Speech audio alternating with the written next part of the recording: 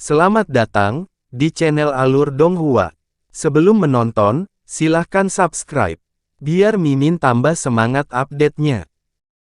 Di tingkat kedua jurang bumi, ada 4 sosok samar bersayap putih dengan rambut acak-acakan. Mereka bertarung melawan kalajengking hitam sepanjang 1 meter saat bergerak menjauh. Meskipun kalajengking tidak memiliki sayap, mereka dapat terbang di udara dengan gerakan cepat dan dapat menyemburkan asam dari mulutnya. Lebih dari 1 jam kemudian, salah satu suku roh terbang memutuskan untuk menggunakan sebagian besar kekuatan sihir, untuk melakukan teknik yang hebat, melepaskan bola api biru yang berkilauan dan mengubah 4 kalajengking hitam di sekitarnya menjadi abu. Akhirnya, kalajengking hitam mundur. Keempat makhluk suku roh terbang menghela nafas panjang dan merasa nyaman. Tapi sebelum mereka bisa mengatakan apa-apa, cahaya melintas dari langit yang jauh dan kabut berdarah bergolak. Kabut darah itu sunyi dan secepat hantu. Dengan beberapa kedipan, ia mendekati keempat makhluk suku roh terbang dan berputar mengelilingi mereka beberapa kali. Keempat murid suci suku roh terbang terkejut dan buru-buru mengambil posisi waspada. Kabut darah dengan dingin mendengus dan menatap mereka dengan mata gila. Setelah pandangannya melewati para murid suci, mereka mendengar suara serak sedingin es, "Meskipun kamu bukan orang yang aku cari, kamu masih kurang beruntung telah menemukanku." Dengan mengatakan itu, guntur terdengar dari kabut darah dan langit di dekatnya berubah menjadi merah darah. Awan berdarah mulai terbentuk dengan aneh dan bergolak di langit. Tidak, lari, itu petir darah surgawi. Ketika salah satu dari 4 murid suci melihat ini, ekspresi mereka menjadi pucat pasi dan dia berteriak keras. Kemudian, dia terbang dengan garis kuning karena panik. Ketika 3 lainnya mendengar ini, mereka berpencar ketakutan dan dengan cepat terbang juga.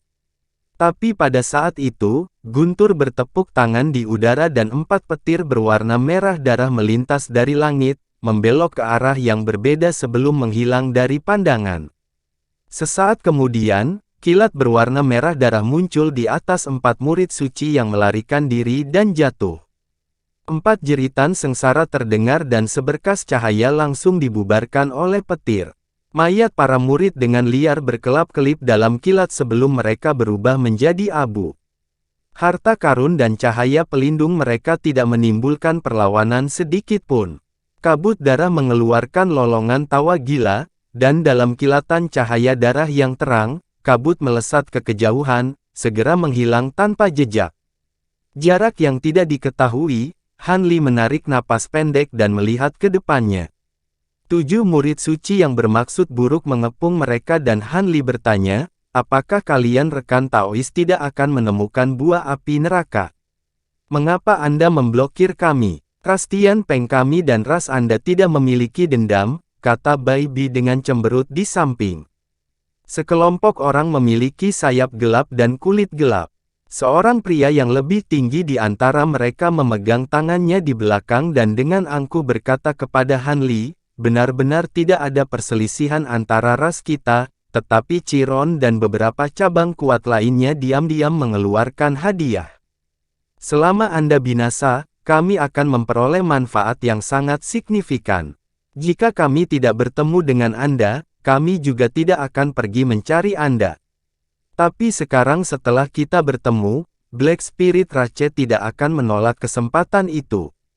Murid suci Black Spirit yang mengelilingi kelompok Han Li semua memandang mereka tanpa emosi. Ini tidak mengherankan. Ras Black Spirit tidak berada di antara cabang teratas suku, tetapi mereka berada di bagian atas, jauh melampaui cabang yang lebih lemah seperti Tian Peng. Hadiah.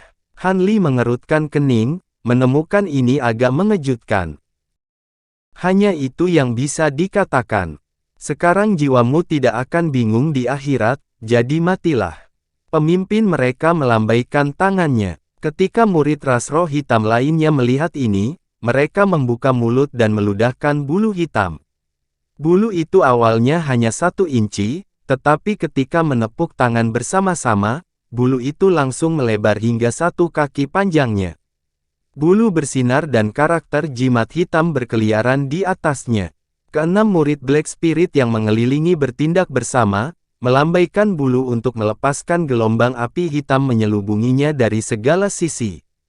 Ledakan. Api hitam berubah menjadi penghalang api besar dan menjebak keempatnya di dalamnya. Murid-murid Black Spirit ini kejam dalam serangan mereka dan berencana untuk membunuh banyak dari mereka dalam satu serangan. Adapun Qin Xiao dari Green Knight Rache, mereka tidak cukup peduli untuk menyelamatkannya. Ketika Lei Lan melihat api, ekspresinya sangat berubah dan petir perak naik dari tubuhnya untuk menciptakan penghalang pelindung untuk dirinya. Kemudian, dia mengguncang labu emas di kalungnya, melepaskan petir perak tipis untuk mengubah petirnya menjadi ungu, menghasilkan tekanan yang mencengangkan. Ketika semua ini selesai, Lei Lan dengan cepat berbicara kepada Han Li dengan transmisi suara, "Kakak Han, ini adalah api roh gagak emas ras roh hitam. Itu menakutkan karena dapat menyerap kekuatan sihir dan kultivasi kita. Kita tidak bisa membiarkannya menangkap tubuh kita." Bai Bi dan Qin Xiao sama-sama tampak heran dan dengan cepat melepaskan pertahanan mereka. Kilatan cemerlang cahaya keemasan dan untaian cahaya hijau dari lencana giok gelap dilepaskan untuk memblokir api hitam. Api roh gagak emas. Sangat menarik. Han Li tersenyum, sepertinya tidak mengambil tindakan. Kemudian, api pelangi muncul dari tubuhnya. Bahkan, ketika api hitam menyentuh api pelangi, mulai berderak dengan guntur yang teredam. Reaksi keras terjadi mirip dengan air es dan minyak mendidih. Murid Black Spirit tertegun. Pemimpin mereka menyipitkan matanya dan berteriak, "Tingkatkan kekuatan apinya. Kami memiliki lebih banyak orang. Bahkan jika orang ini memiliki kemampuan untuk memblokir api untuk sementara, dia tidak dapat bertahan lama." Yang lain segera mengakui perintah itu dan melambaikan bulu mereka lebih cepat. Masing-masing bahkan menghasilkan proyeksi gagak hitam besar dari punggung. Sebagian besar tampak samar-samar, tetapi yang lebih jelas masih berdenyut dengan redup, jelas menunjukkan bahwa mereka tidak stabil. Ketika proyeksi roh yang sebenarnya muncul, bulu hitam mungkin meningkat pesat dan nyala api berubah menjadi hitam pekat. Saat api menyapu udara, mereka dengan samar membelokkan udara dan memanggil teriakan lembut burung gagak. Nyala api jelas digunakan sejauh kekuatan mereka. Terhadap kekuatan seperti itu, pertahanan tiga lainnya mencapai batasnya. Mereka buru-buru mengacungkan harta dengan waspada seolah tidak bisa bertahan lebih lama lagi. Namun, api pelangi Han Li sepertinya tidak ada habisnya. Saat kekuatan api hitam meningkat, api pelangi melonjak setinggi 1 meter dan menjaga jarak dari api hitam. Pada saat itu, ekspresi para murid Black Spirit berubah menjadi tidak sedap dipandang. Tapi sebelum mereka bisa mengatakan apa-apa, Han Li menyipitkan matanya dan melirik yang lain yang sedang berjuang melawan nyala api. Dia segera memuntahkan bola api perak dan berubah menjadi burung api perak. Begitu burung api perak muncul, ia menatap api hitam dan berteriak riang. Itu melebarkan sayapnya dan melebar beberapa kali dalam ukuran, memutar selebar 1 meter. Tanpa menunggu perintah Han Li, api perak terbang ke api hitam. Api hitam dan perak diam-diam berkobar bersama dan tak lama kemudian, tubuh burung api itu berubah menjadi magnet dan menyerap api hitam ke arah dirinya. Spirit Engulfing Flame awalnya merupakan perpaduan dari api kuat lainnya. Terlebih lagi dengan insting yang dimilikinya, ia cukup mahir melahap api yang berbeda. Meskipun Golden Crow Flames yang mereka gunakan bukanlah Golden Crow True Spirit Flames yang dapat melelehkan ruang dan membakar bumi, dengan dukungan bulu gagak emas, mereka dapat menggunakan sepotong api ilahi gagak emas. Itu adalah sesuatu yang dengan senang hati dikonsumsi oleh Spirit Engulfing Flames. Jadi, ketika burung yang terbentuk dari Spirit Engulfing Flames memasuki api, ia melahapnya tanpa henti dan dalam rentang beberapa hembusan napas, burung itu melingkari api hitam dan melahapnya seluruhnya. Semua murid Black Spirit tercengang. Lei Lan dan yang lainnya sangat gembira. Pemimpin Black Spirit berteriak, "Siapa kamu, Rastian Peng tidak memiliki teknik seperti itu." "Aku tidak harus menjawabmu," kata Han Li dengan malas. Dia melebarkan sayapnya dan menghilang dalam sambaran petir biru putih. Tapi sebagai seseorang dengan pengalaman pertempuran yang kaya, pemimpin Black Spirit dengan cepat bereaksi, menggoyangkan salah satu lengan bajunya dan membentuk gerakan mantra dengan tangannya yang lain. Tiba-tiba, jaring benang hitam keluar dari lengan bajunya, tapi itu tidak ditujukan ke Han Li. Sebaliknya, itu menutupi dirinya sendiri. Dalam sekejap mata, kain hitam tipis menutupi tubuhnya secara menyeluruh. Adapun tangannya yang lain, dia memanggil 3 bola petir hitam seukuran cangkir untuk berputar-putar di luar. Dalam sambaran petir, Han Li muncul di sebelah kain hitam. 3 ledakan terdengar saat petir hitam melintas dan menghantam Han Li. Namun, armor hitam sudah muncul di sekelilingnya. Meskipun telah menyebarkan setengah dari armornya, petir itu tidak merusaknya. Sebaliknya, Han Li tetap tanpa ekspresi saat cahaya keemasan melintas dari tubuhnya, memperlihatkan lapisan sisik emas di bawahnya. Kemudian, tangannya menjadi kabur karena terulur lebih cepat dari suara dengan jari-jarinya mengarah ke organ vital pemimpin Black Spirit. Petir keemasan dari jari-jarinya merobek kain hitam seperti kertas. Pemimpin Black Spirit merasakan hawa dingin di punggungnya saat tangan emas itu menusuk dadanya. Anehnya, darah tidak menetes ke lengan Han Li. Pemimpin Black Spirit memasang ekspresi tidak percaya. Dia berteriak dan meraih lengan di dadanya. Kilatan dingin kemudian melintas dari mata Han Li dan cahaya keemasan bersinar terang dari lengannya. Pedang sepanjang 1 meter kemudian muncul dari tangannya. Kilatan cahaya pedang berkedip, diikuti oleh cincin logam. Tidak hanya lengan pemimpin Black Spirit yang jatuh, tapi tubuhnya telah terbelah 2 oleh cahaya pedang. Hanya inti kristal dan bola api hijau yang muncul dari tubuh yang terbelah, jiwanya telah dihancurkan oleh cahaya pedang. Murid suci roh hitam lainnya menjadi pucat karena ketakutan. Pemimpin mereka adalah makhluk kelas umum berjiwa tinggi. Dalam hal kultivasi dan kemampuan, dia tak tertandingi. Bagaimana murid suci Tian Peng bisa membunuhnya dalam satu serangan? 4 murid suci Black Spirit mengeluarkan teriakan marah dan mereka dengan agresif menukik ke arah Han Li dalam bentuk gagak hitam besar. Adapun 2 yang tersisa, mereka bertukar pandang tanpa kata dan menarik bulu mereka, segera terbang ke kejauhan dalam garis cahaya hitam.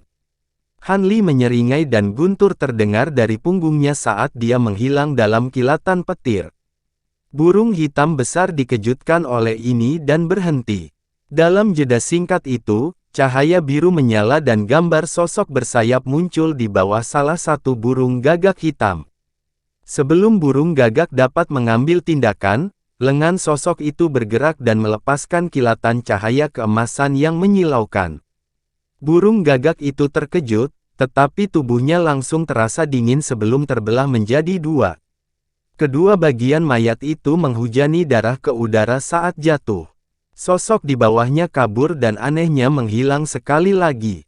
Setelah itu, muncul di dekat gagak emas lain dan melambaikan tangannya, melepaskan seberkas cahaya pedang lainnya. Burung gagak juga ditebang lebih cepat dari kecepatan suara. Bulunya yang seperti besi tidak mampu menghentikan serangan sedikit pun. Dengan demikian, sosok Han Li terus berkedip dengan kelincahan seperti hantu beberapa kali, sebelum berhenti di udara. 4 murid Black Spirit yang tersisa dibantai habis-habisan. Namun, Han Li tidak berhenti di situ. Dia melirik kedua murid Black Spirit yang berjarak 100 meter dan tanpa ekspresi melebarkan sayapnya, merobek udara dalam garis putih. Air menjerit saat dia memotongnya. Dengan kecepatan yang luar biasa, dia hanya menempuh jarak 30 meter sebelum kabur dan menghilang menjadi garis putih tipis. Garis itu kemudian secara aneh terbungkus dan menghilang ke angkasa. Di belakang salah satu murid Black Spirit yang mati-matian melarikan diri, garis biru putih muncul bersamaan dengan fluktuasi ruang. Garis itu menembus tubuh mereka, dengan cepat mengitarinya, dan melepaskan kilatan keemasan. Pada saat murid Black Spirit dipisahkan menjadi 8 bagian, garis putih terbungkus dan menghilang lagi. Cahaya putih biru bersinar terang dari atas murid-murid suku Black Spirit yang tersisa. Secara kabur, Han Li terlihat sepenuhnya. Tangannya diam-diam mengabur, mengubah pedang emas kecil di tangannya menjadi cahaya pedang yang pekat. Dalam sekejap cahaya pedang emas, itu membelah kepala makhluk di bawah. Murid Black Spirit hanya melipat sayapnya dan menamparkan bagian atas kepalanya. Saat cahaya hitam melintas dari sayapnya, bulu mereka berubah menjadi anak panah yang tak terhitung jumlahnya, memenuhi udara dalam rentetan yang padat. Kemudian, perisai kayu hitam muncul dari tengkoraknya dan berubah menjadi awan hitam saat menghadapi cahaya pedang emas. Perisai itu tidak mampu menahan ketajaman pedang bambu awan miliknya.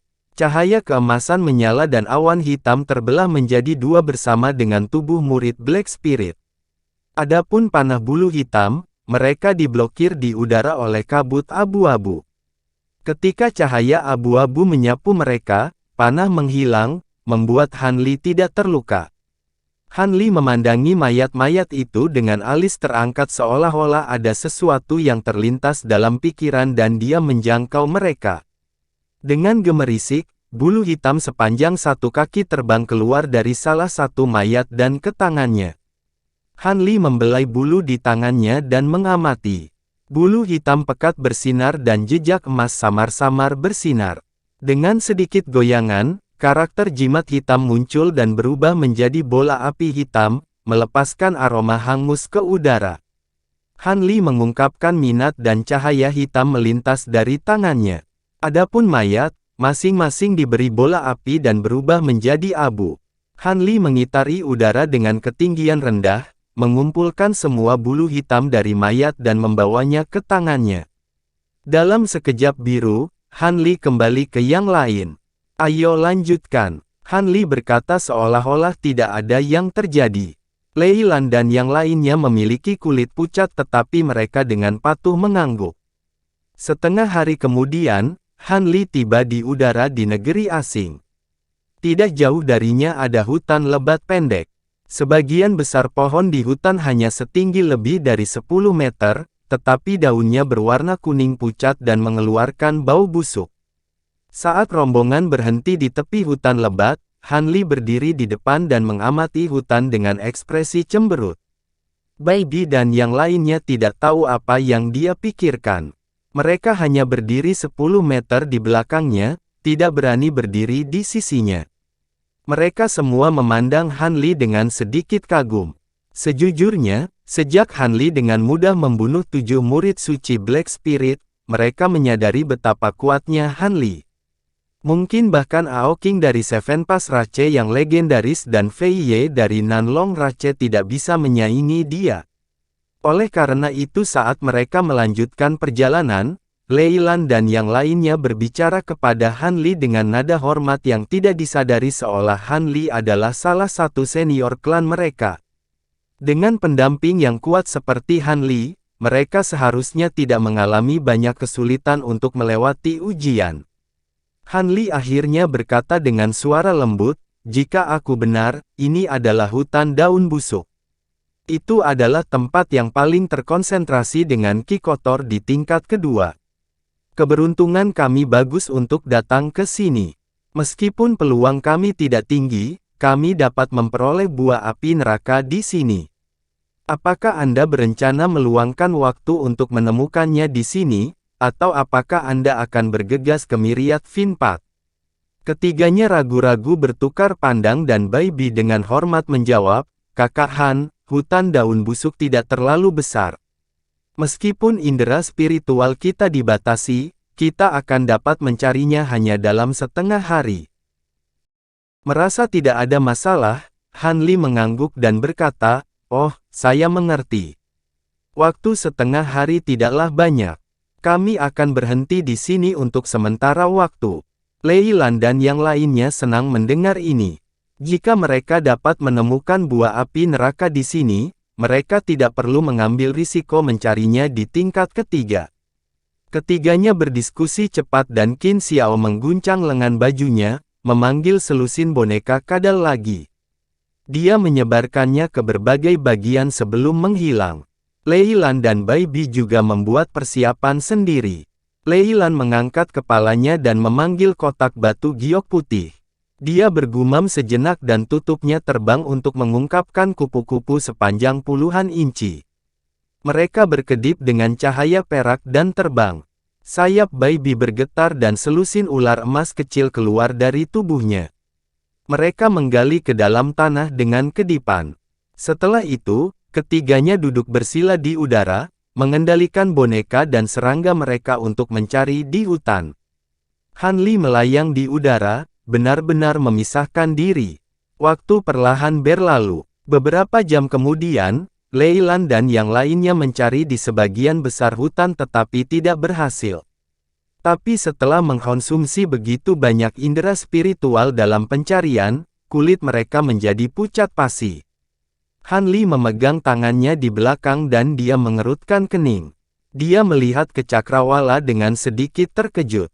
Pada saat itu, dia merasakan aura yang kuat, tetapi dengan cepat berkedip dan menghilang, menyebabkan dia meragukan akal sehatnya. Matanya berkedip. Saat dia berpikir untuk memeriksa ini lebih dekat, Lei Lan berteriak kaget dan gembira. Han Li membuang masalah itu ke belakang pikirannya dan berbalik dengan heran, Apakah Anda benar-benar menemukan buah api neraka? Mata indah Lei Lan berbinar dan dia dengan bersemangat berkata, benar. Saya benar-benar telah menemukan pohon buah abis. Selain itu, ada 6 buah. Kebanyakan sudah matang. Detak jantung Bai Bi semakin cepat. Tidak dapat mengendalikan kupu-kupunya lebih jauh, dia bertanya, Junior Sister Lei, apakah Anda yakin? Itu benar, jurang bumi memiliki banyak buah yang tampak mirip dengan buah api neraka. Saudari muda Lei, coba saya lihat, Qin Xiao berbicara dengan suara bergetar. Wanita itu juga teralihkan dari penggunaan bonekanya. Lei Lan menggelengkan kepalanya dan dengan percaya diri berkata, saya tidak mungkin salah. Meskipun ini pertama kalinya saya melihatnya, baik pohon maupun buahnya persis seperti yang dijelaskan.